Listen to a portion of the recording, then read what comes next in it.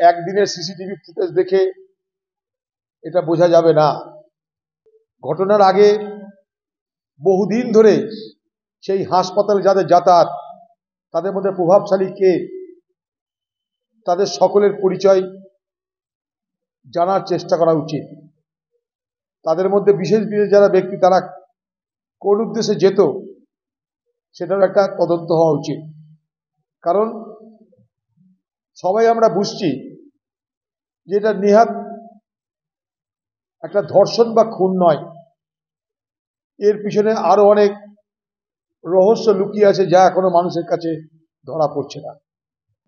তৃণমূলের বহু নেতা আরজি করের বড় বড় পদে, আরজি করের বিভিন্ন ঘটনায় হস্তক্ষেপ করবার ক্ষমতা রাখত। তারা কারা, তারা কে? আমরা দেখেছি তৃণমূল নেতার ইচ্ছায় পিজির মতন হাসপাতালে কুকুরের ডায়ালিসিস হয়।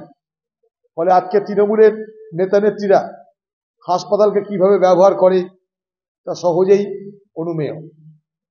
তাই স্বাভাবিকভাবেই এই তদন্তের আরো গভীরতা আমাদের জানা দরকার।